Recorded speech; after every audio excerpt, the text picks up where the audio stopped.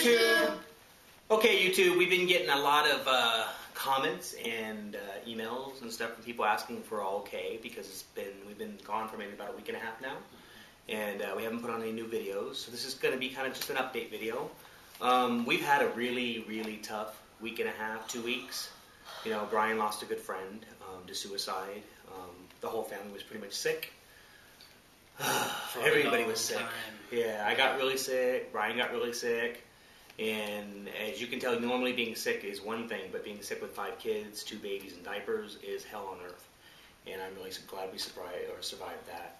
And lucky me, after my sickness, when I completely felt better, and I'm thinking, oh great, I'm great.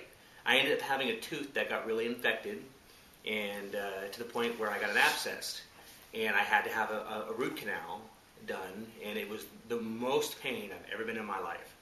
And my jaw got infected, and I'm on some antibiotics to hopefully kill the infection in my jaw, and that's been really painful. And I will tell you, crying kids with a really hurt jaw can really send you over the top. So we just want to make a quick video updating you guys on what's happening with us and let you know that we haven't fallen off the planet. You want to talk about your...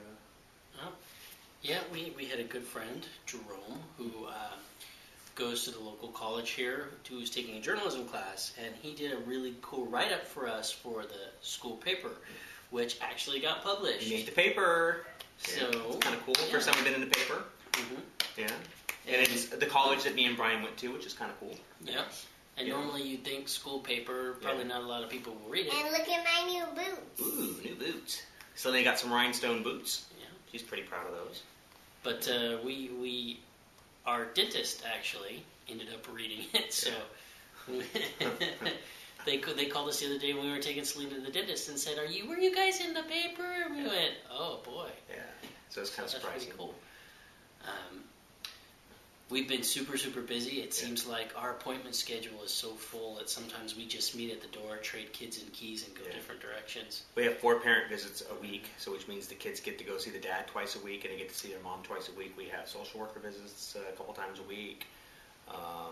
We have constant stuff to do, doctor's appointments. It's been kind of crazy and hectic. Which leads me to, this week was actually, tonight's video was supposed to be Ask a Gay Family number 10, which is a milestone.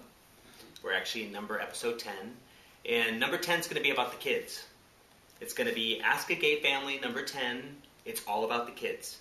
And basically we want you guys to ask this guy and this guy or this girl questions. Okay. So if you guys have any questions you want to ask, please make a video question. And... the kids will answer any questions you ask them. Yeah, he will. Or I'll choke him like this. Okay. No, within reason. Whether, who's your favorite dad? Those types of questions. Favorite colors, favorite food. We thought it'd be nice to make, who's Daniel's favorite Ben 10 character, which he'll love to monologue about for at least a half an hour. Yeah. So, I think that would be cool if you guys, helped us make a cool video about the kids and their interest. Because I think sometimes, especially lately with all the other kids, they get missed out on a lot. Yes. So this week's all about the kids. I might even do an I like video this week with the kids. Yeah? But talking about what their favorite hobbies are and stuff. Yeah. If I have time. Right.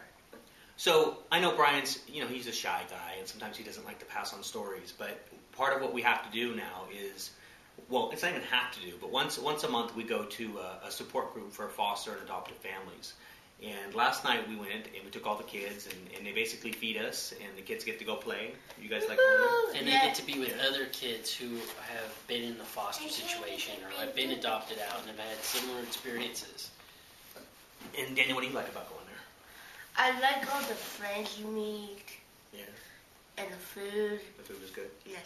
So we had a pretty good meeting last night, and Brian actually blogged about it today in his blog, about the story that we heard last night, and I was hoping that he would share it tonight, because it really moved me, and I think it's something I'd like to share.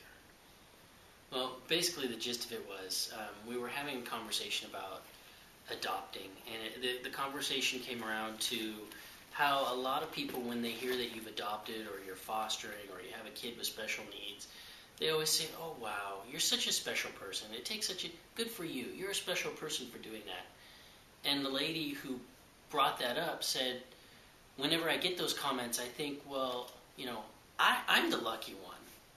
I'm the lucky one for having these kids." Yeah. And that's how we feel. yeah, everybody in that room, nobody scratched their head and went, "Huh." It was all, yeah, Pretty much we know how that everybody said feels. we're the lucky ones. And I mean, the lady who made the comment has 2 kids. One who, when he was an infant, was literally left in a dumpster for 7 hours and was 15 minutes away from death. And today, now he's almost 5 years old, and you would never know that he had ever suffered that he got brain damage as a result of that. She has another little girl who's 2 years old, who her mom, when she was pregnant, was taking drugs. And when they were giving birth, the doctors couldn't detect a heartbeat and assumed that the baby was dead. Well, they grabbed the baby literally by the head and yanked her out of the mom's body because she was stuck in the birth canal with the cord around her. So they mashed this poor baby up in horrible ways, and it ended up killing over 3/4 of her brain.